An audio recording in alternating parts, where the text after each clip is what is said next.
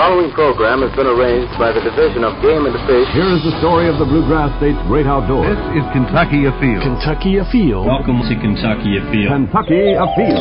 More than 50 years.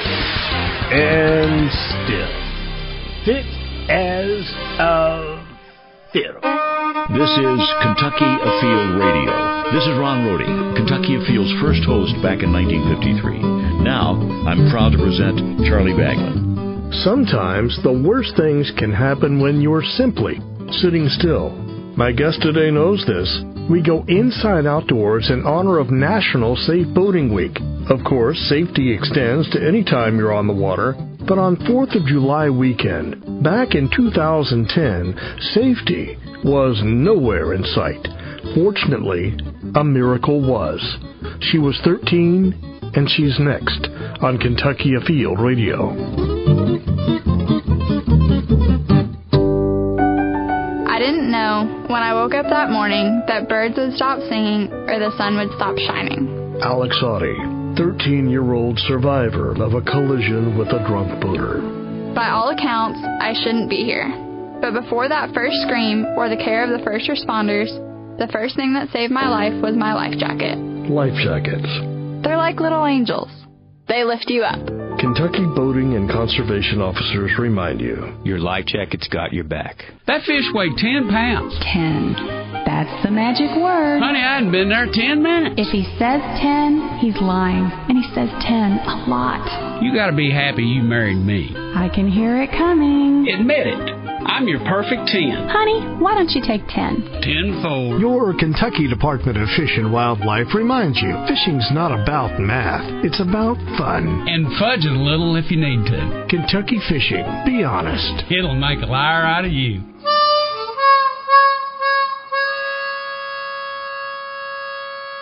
This is Kentucky Afield Radio. My name is Charlie Baglan.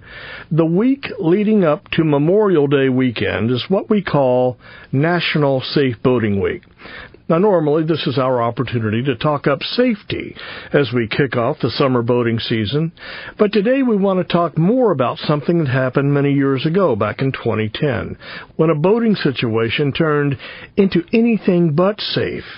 In fact, how it was anything less than deadly is still a mystery. But the 13-year-old girl to whom this happened, she's 20 now but was 13 at the time, is with me now in the studio. Joining us also is the Kentucky Conservation Officer who worked the accident, Sergeant Chris King. Alex, Sergeant, welcome to the show. Thank you. You look amazingly well for what you've been through. Well, thank you. Tell me what you went through. When I was 13 years old, I was sitting on a jet ski on Lake Herrington behind my dad's lake house. I was waiting for my mom and my brother to dock the boat, so I was sitting still. I saw the boat coming from under the Blue Bridge. He was going over 60 miles an hour, and he hit me from the side and threw me off of the jet ski, and I landed face down in the water, and the propeller came down on my legs. Oh, man. So I have a severe brain injury from when I had whiplash. My brain started bleeding in 4 places. I was in a coma for a week. I shattered my jaw, so I now have 3 metal plates and 12 screws in my face. I broke my neck, broke my collarbone, lacerated my liver. I shattered both of my femurs because when I flew off the jet ski, I took the handlebars with me. And if you've seen a jet ski, you know how hard that would be to do. So I shattered both of my femurs and then lost my right leg below the knee. The propeller evidently also hit my left leg because I have really significant propeller scars on my left leg, but I don't have any significant damage. You should be dead. Absolutely. You really should. You shouldn't be here today. I'm amazed that anybody to survive that ordeal. That is amazing. An eyewitness account said that they had heard an explosion. There were people screaming. Did you hear that part of it? I don't remember. My mom had been a trauma nurse for 12 years, so she watched the crash along with my little brother, and my mom says that she had never seen anyone as badly injured as me survive. I had a friend who is also a nurse, not a trauma nurse, but she says she sees this sort of thing more often than she wants from car accidents, and it's absolutely amazing how people can recover and endure things like you have endured. So you like to jet ski? Absolutely, yes. And you've been doing this all your life, I guess. My dad moved to Lake Herrington when I was 10 years old, I believe. So my dad used to refer to me as a fish because my parents are divorced and my dad grew up on an ocean and I grew up on the lake, spending all the time in the water. My dad bought jet skis as soon as we moved down there, and I've been on one ever since. I was back on one 11 months after the crash. You were 13 when this happened. Yes. 13? Does anybody in this room remember much about their life when they were 13? So what, 6th grade, 7th grade? It was the summer between 7th and 8th grade. That time of my life is an absolute blur. I don't remember much. And I'm sure that as time goes on, you won't remember much either, except this incident makes you remember everything. When you got up that morning, do you remember much about what really the plan for the day was? Is this something you would do every day at Lake Herrington? This happened on a Friday. The last big thing I remember was that Monday night I had gone to a birthday party for my little brother's best friend. And then that Friday I remember seeing a snake in the water, and my mom tried to convince me that it was a stick so I would get back in. And then apparently my grandmother was there at the lake with us the entire day. And I knew that we were planning on going to Laurel Lake that weekend to spend the weekend with my friends at their houseboat. And we just put the boat and the jet skis in the water to make sure they would work before we went to Laurel Lake. We're saying jet skis. This was a Yamaha Wave Runner you were personally on. That's a great machine. That'll fly. And you're a boater. Even though you were just 13, you had done everything like the book said to do. You had on a safety lanyard. I saw the report.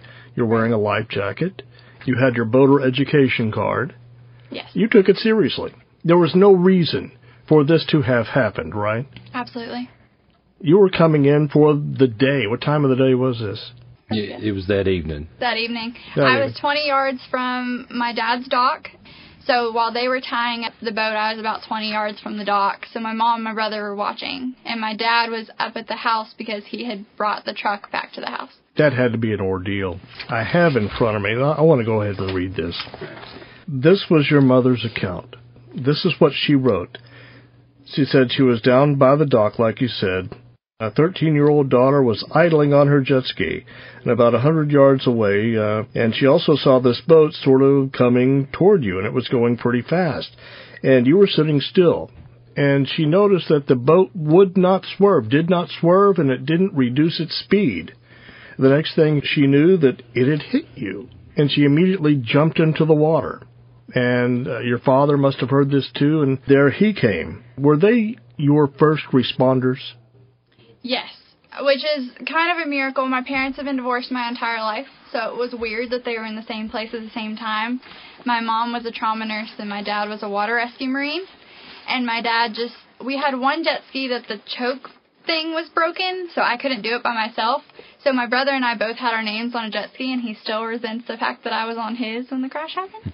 But my dad knew well enough that when he heard the crash, he grabbed a wrench out of the garage so that he could pull the choke on the other jet ski to ride it over to me to get there faster.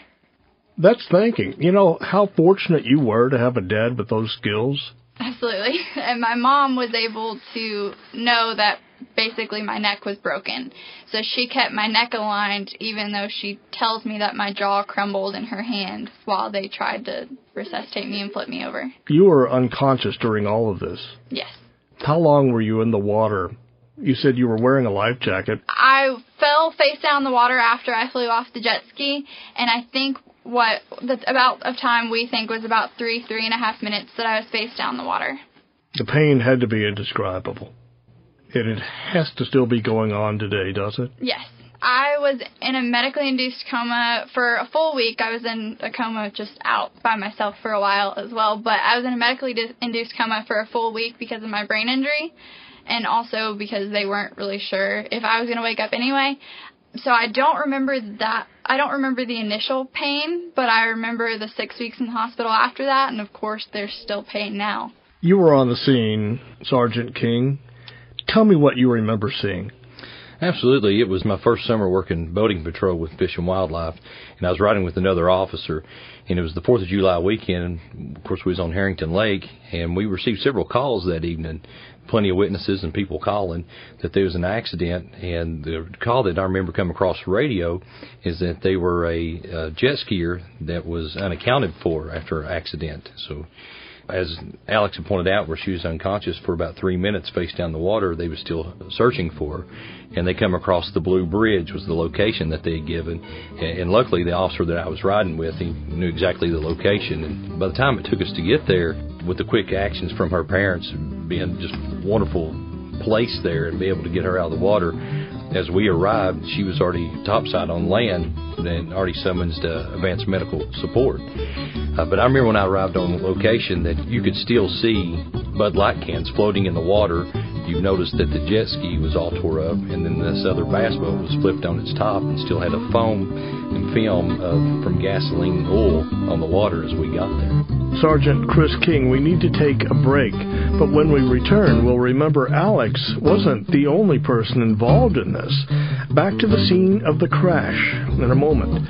You're listening to Kentucky Afield Radio.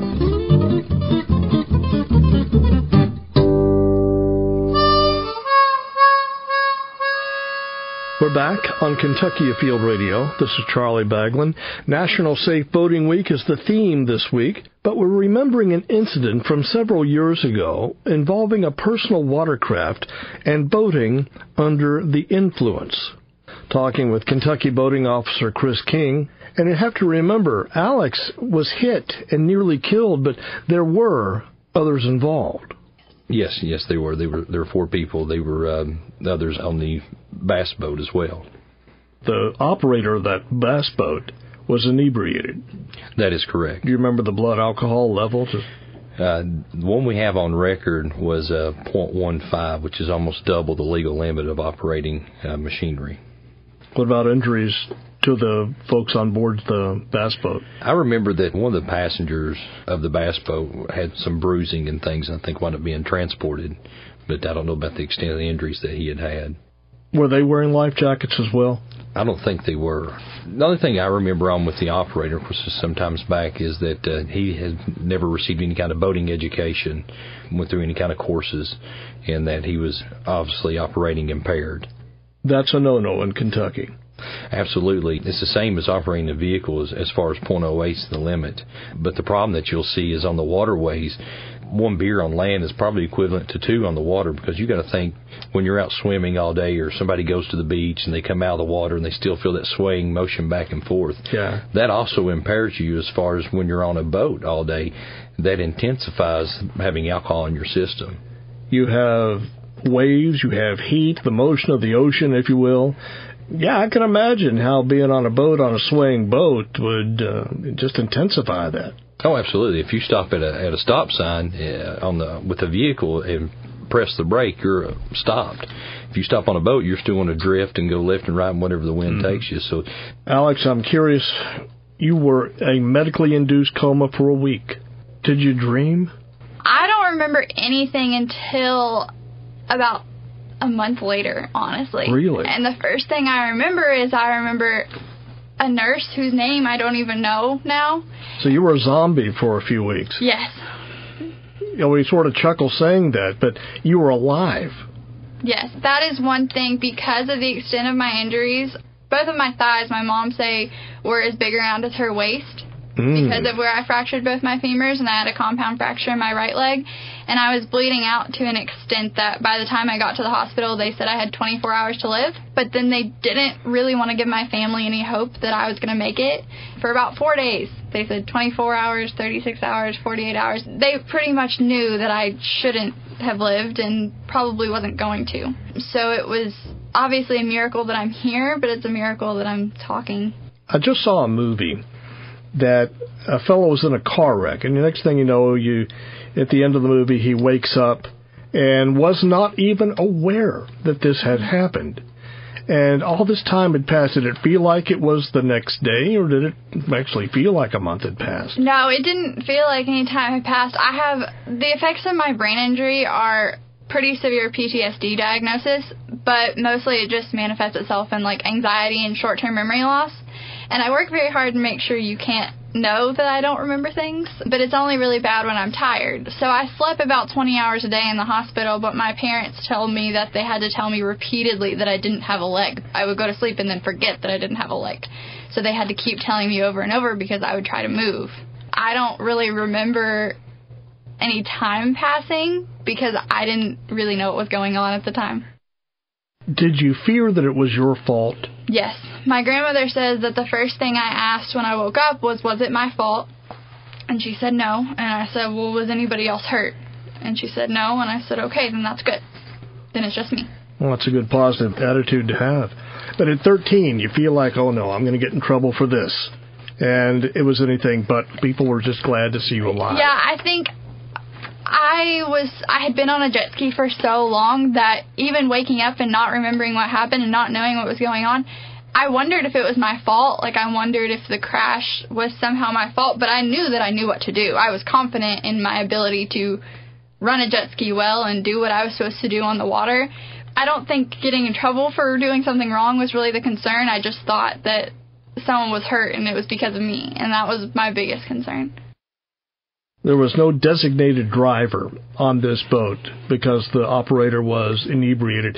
Was everybody in the boat under the influence, Sergeant King? Everybody on the vessel was drinking. Of course, we didn't get an actual level for the passengers because we only submitted blood, of course, for the operator. But yes, absolutely, that's something that we look at with boating is if somebody is going to go out and have an alcoholic beverage, designate a captain, have a sober driver. That's the number one thing that you can do to help prevent an accident, and also wear life jackets. If Alex wasn't wearing her life jacket, it would probably be a different conversation today. What do you think the number one thing that saved you was, Alex? Definitely the life jacket. Life jackets are like little angels, like we were talking about earlier. I would have drowned in less time than it took for us to have this conversation if I didn't have a life jacket on. That's obviously number one. Number two would be my parents. Just the fact that they were both there was incredible. And I also, going through what I've been through, it would be really understandable if I didn't get out of bed at this point. So I think my drive and my passion to make sure that I show everyone that I'm okay and that this situation didn't have extensive power over my life more than it already has had, more than it deserved. And my biggest priority is making sure this doesn't happen to anyone else. I have to ask you, have you been in touch, or has your family been in touch with the fellow that hit you? No. I went to his arraignment, and I was in a wheelchair and a neck brace, and he sat in front of me and said I didn't do anything wrong. This is all her fault. I can't imagine he would ever ask your forgiveness, because... I think that's the biggest thing is I've forgiven him. Have you? And that may be for selfish reasons. He had so much power over my life that he did not deserve, and me not forgiving him would give him even more. Yeah. However, he had multiple DUIs before the crash with me, and my biggest hope was that he would learn from it. Maybe almost killing someone is what is going to get you to stop. I wonder if your message helps anybody else to stop drinking and driving or riding a boat. I'm very close with a woman now who, she was actually worked at a sporting goods store, and my little brother played baseball. So I took my little brother there while I was still in a wheelchair. And she said, do you mind if I ask what happened to you? And I told her, and she immediately burst into tears. And 6 months earlier, she had been drinking and driving and hit a tree. And didn't hurt anybody, nearly killed herself, but didn't really get it and kept drinking and driving. And now I'm in very close contact with her, and she doesn't even drink anymore.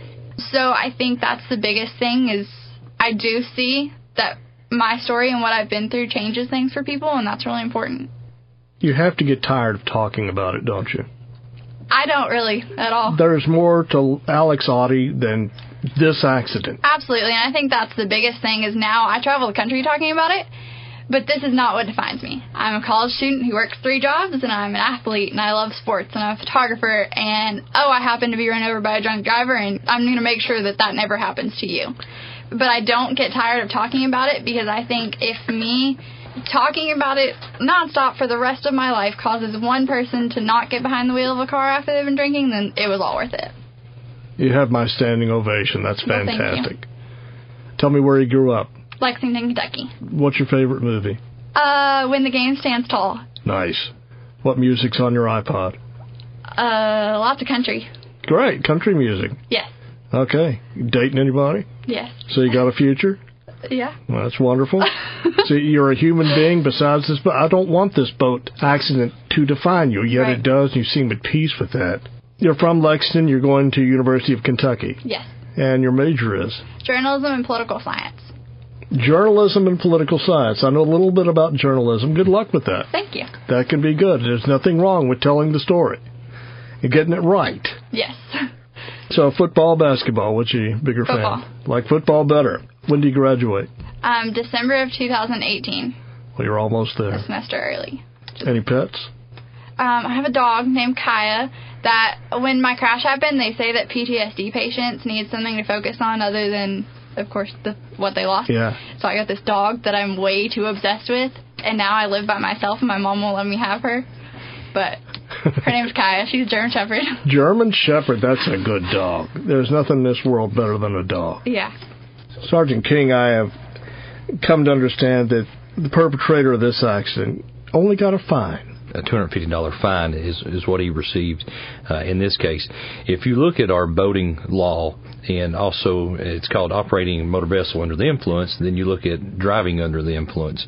The laws actually marry one another, if you will, as far as how the elements of the crime is committed and everything else. The only difference is when it comes to penalty phase.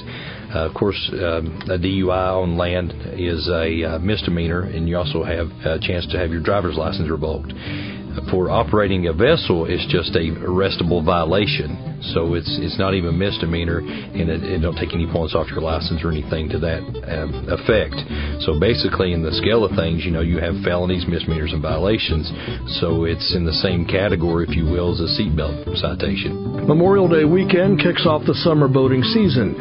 My guest today is busy spreading her story with Mothers Against Drunk Driving, MAD, the International Boating and Water Safety Community at a conference in Florida, and others. She'll fill us in. Plus, our fishing report is standing by. Stay with us. You're listening to Kentucky Afield Radio.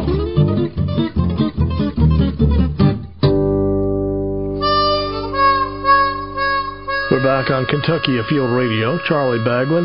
If you would like to hear the show again or share the link with someone who is a boater, those links are easily found. You can go to our Facebook page at Kentucky Afield Radio, put that in the search box, and there we are. Also find us on YouTube. Plus, every week we are a podcast on iTunes. More on our National Safe Boating Week show just ahead. First up, our fishing report. A cold one on a sunny day. What could be more perfect? My life changed forever when I was 13. That's the day a drunk boater ran me over. Too many know the cost. I lost my leg as a result, and a brain injury robbed me of my short-term memory. Sober boating saves more than lives. It saves doctor visits. It saves prosthetics. It saves time in court. It saves worry. It saves the pain of a mother. It saves nightmares. It saves time in lawyers' offices. It saves stares everywhere I go. It saves a billion awkward situations. It saves endless surgeries. It saves tears. It saves paperwork. It saves post-traumatic stress. What are you looking at? Sober boating could have saved me. So don't drink and boat. Something from the cooler? How about an ice-cold regret? Put that note on your boat, in case you forget. Party on a boat? Save it. Kentucky Boating and Conservation Officers and boating tragedy survivors everywhere remind you, sober boating saves lives. Dear Mom, thank you for all the times you told me to go outside. Putting me on trails put me on the right path. If you wrote Mother Nature a letter, what would you say? That's easy. Thanks. Thank you so much. You're amazing. And so are you. If your license plate at home or at work says Nature's Finest, you've helped protect nearly 100,000 wilderness acres across our state for all to enjoy. And we're not done yet. Explore more at heritageland.ky.gov. We're back in our second half hour on Kentucky Afield Radio. My name is Charlie Baglan. My guest today is Alex Otte, survivor of a horrendous accident involving her and her Yamaha Wave Runner, along with a bass boat operated by someone who was under the influence. You've heard short commercials on this show featuring her voice, promoting safe boating. Here now, in her own words, describing just what happened that day and how she hopes that none of this will ever happen to anyone, anywhere else. Laws that govern water and highway safety are ever evolving. And Alex, you see this from a unique perspective given what you've been through. I think the reason that this is so important is because, yes, obviously you can kill yourself or other people if you're drinking and driving a car. but you can do the same on a boat. And I think it's just because there aren't many people like me who have been so directly affected by this to speak out and say why this is so important. But the biggest problem with boating under the influence just being a violation right now is because it is a fine, they can forget. And I think that's always been the biggest and hardest thing for me is the man who ran me over, I'm sure that he has to remember that at some point in his life. But I'm the one that has to wake up every morning and put a leg on.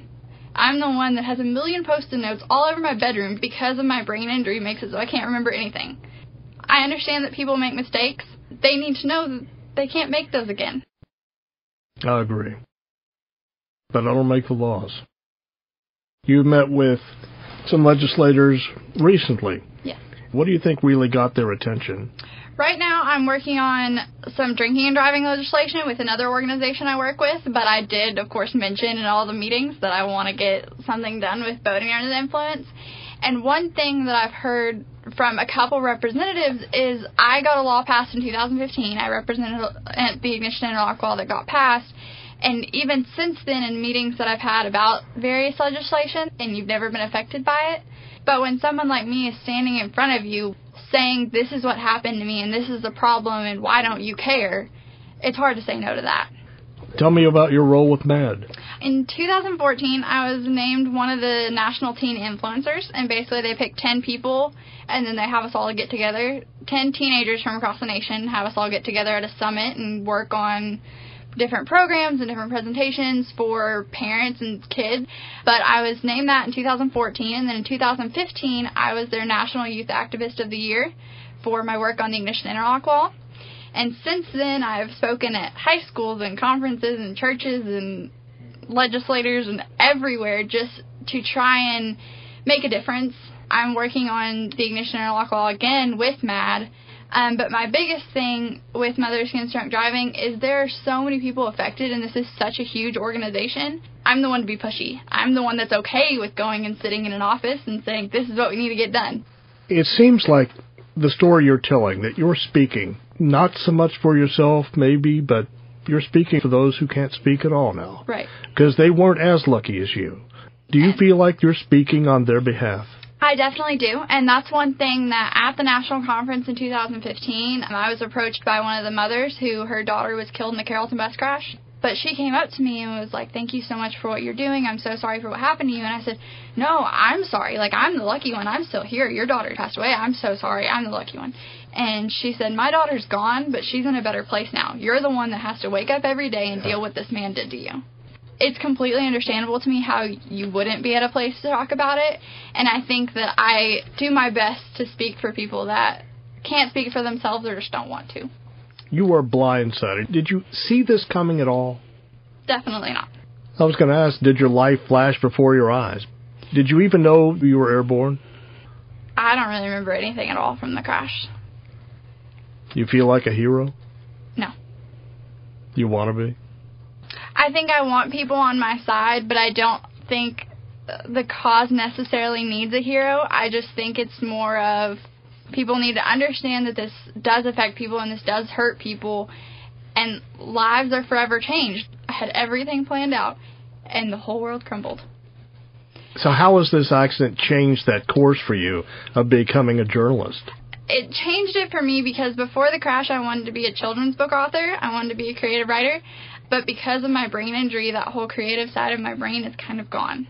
So I still want to be a journalist, but now I have reoriented the creative side into photography and have switched gears into sports photojournalism and the dream, and then political PR is the backup plan. The journalism path didn't change, but I felt like I had a responsibility to be involved because I'm a person that can change things, and then I can use what happened to me to make a difference.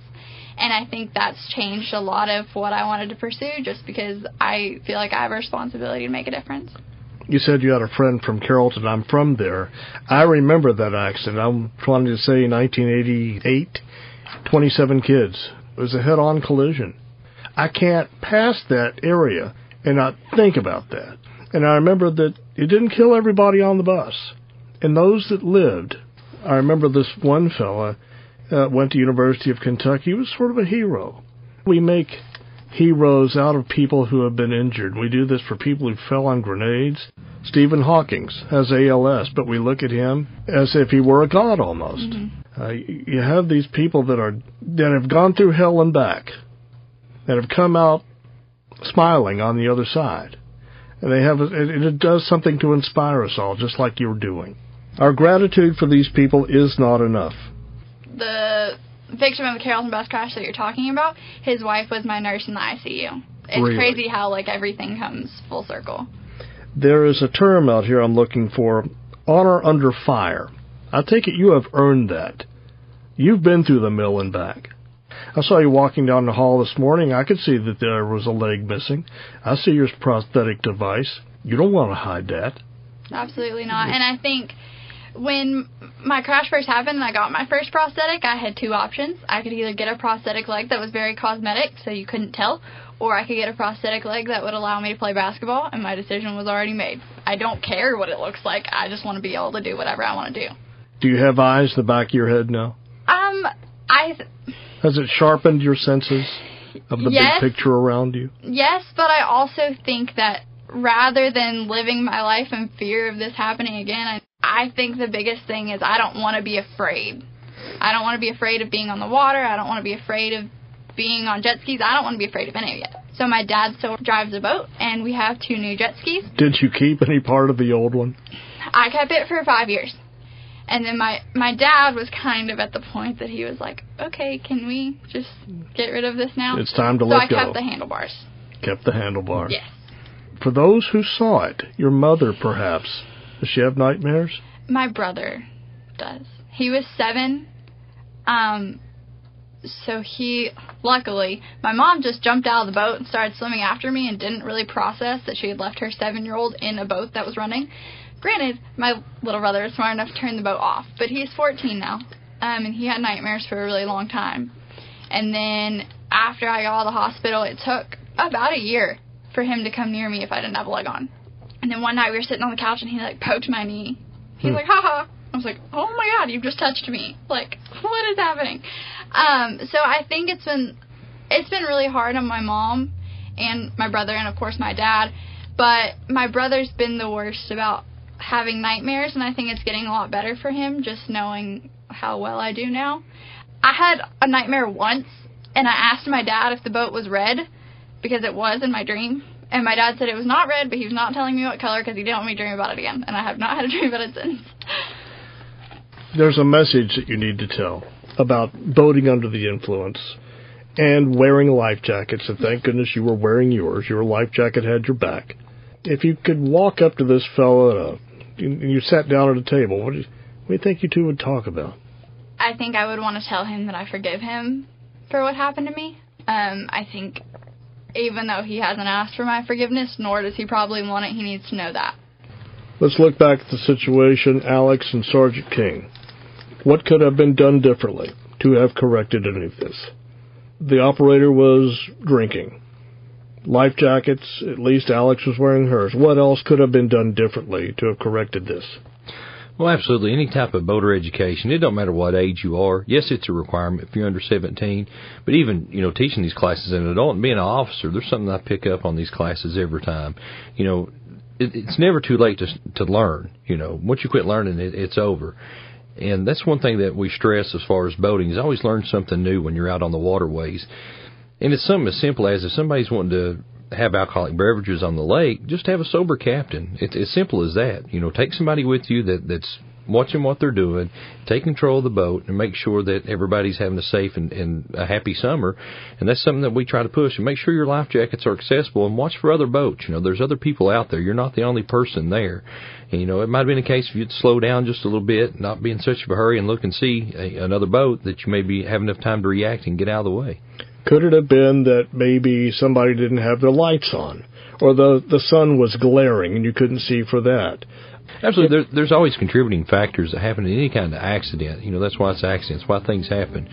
But when people will just slow down and take their time and be more vigilant, that will take a lot of that stuff out of there. If you're starting to get dusk, don't hurt to go ahead and put your running lights on. Have your life jacket where it's accessible.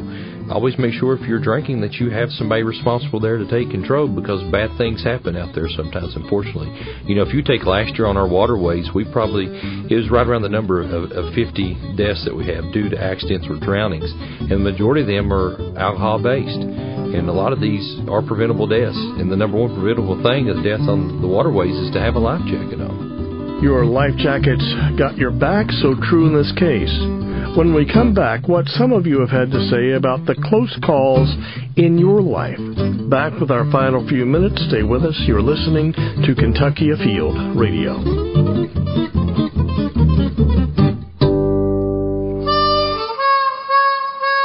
We are back on Kentucky Afield Radio with our final few minutes with Sergeant Chris King, Fish and Wildlife Boating Officer and Boating Under the Influence survivor, 13 at the time, Alex Otte. First, let me take a minute. I bumped into Officer Ed Mahiran. He's assigned to Jefferson County, and he looked me straight in the eye, and he said, "Have you done your safe boating show yet?"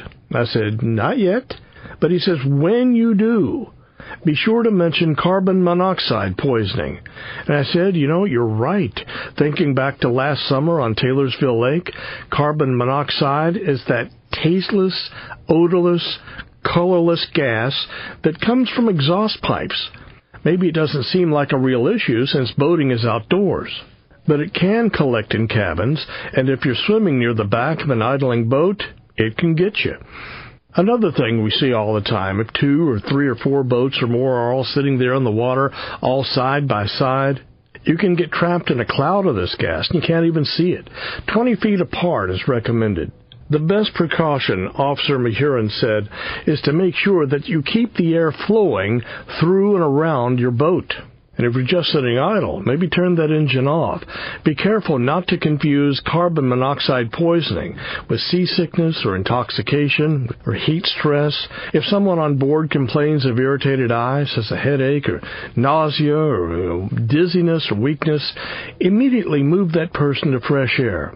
Putting a carbon monoxide detector on your boat ain't a bad idea either. So, Ed, thank you. Alex, we wish your situation could have been chalked up to an exhaust pipe, but it was alcohol. What could have happened back on that day to better the outcome? I don't know if you've been to Lake Herrington. It's pretty narrow. Yeah. So if he hadn't have hit me, he would have smacked the rocks, because there's pretty high rock embankments on both sides. We've never seen anybody go that fast. And that whole weekend, I guess that Thursday and Friday, because it happened on Friday night, there were 8 boats total. Because at this end of the lake, past the Blue Bridge, you have a little while that you could go, and then it gets really shallow on the other side. So people don't usually come down there to rip and run because you can't. You get stuck. And it's hard for me to say that I couldn't have changed it if I would have just, sped away really fast and let him crash into the rocks. He was doomed either way. He was either going to hit me or the rocks. In a way, you saved their life. I guess. You ever thought of that? No. In a way, you could have, saved their life. I'm glad that I was the only one that was hurt and that they got out fine. I'm very glad for that. And I hope that what we do here will make sure that this can't happen to anyone else. I'm a drunk boater. Look at me right now and tell me what you want me to do differently. I want you to stop. I want you to realize that you're going to kill yourself or someone else. I don't want you to die. I don't want you to get hurt. I don't want you to kill or hurt anyone else. I don't want anything bad to happen to you. But I want you to learn and I want you to stop. Where do we go from here? My next move is continuing to spread awareness, definitely, and make people understand that this is something that matters and this is something that hurts people. Think that's a doable thing, Sergeant? I think so. What I want everybody to get from it is that drunk boating is drunk driving. I know on the highways we have yellow lines and fog lines and different things, and of course you look at a big vast lake, you see a water channel and there's no yellow line. But, we still have navigable rules as well. You stay right at the mid-channel. Even though it's not an idle zone, if it's a congested area and there's a lot of people out, just slow down. It's no different if you're driving down the road and you see a lot of kids playing beside the road. You kind of want to slow down to make sure nobody darts out in front of you or anything happens. And as long as you have reaction time and slow down and enjoy yourself, I think it'll be better for everybody. I told some friends of mine on Facebook, I said, I'm interviewing you. And I said, have you ever been anywhere near her shoes? Have you been near death? And I had some people write in. An ER nurse say, I've been doing this for 40 years and see it too often. Been around it for too long and don't want to see any more.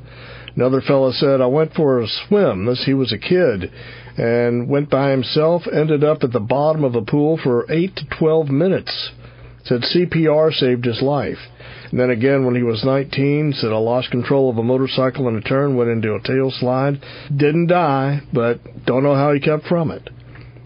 Girl named Carol, she says, I've never been near death, but I don't know why not, because she's reckless. It says about 6 months ago, this fellow named Lyle says I was struck by a truck on New Circle Road. I was pinned against the truck, shattered my pelvis, had a compound fracture in my femur, had to have half my leg grafted, and he felt lucky to be alive. You're not alone in this. I wish I was. You wish you were alone in this. But how do you feel when you're with other victims? How do you all feel? I met a woman, actually, who had a stroke. She was like, can't believe this happened to me. Wish I was dead. I should be dead. Why aren't I dead? I wish I was just going to die if this was going to happen to me. And I don't want that for myself. I think I had to make a choice at that point, whether I could be like her and make myself and everyone around me miserable because I'm stuck living the rest of my life this way, or I can do whatever it takes to get over myself and learn that I don't have a choice. Like I said, more than anything, I wish I was the only one. I wish I was the only one that ever had to go through something like this because I know how hard it is. If anybody wanted to contact you via Facebook, that would be the easy way. How do you spell your name? Alexotte. And they can find you? Yes. And you're welcome to share your thoughts, and they with you. Absolutely. I'm glad a life jacket saved your life. I'm glad you chose to wear it. Me too. You see a lot of boaters that don't wear them. What's your word to them? They're like little angels. They lift you up.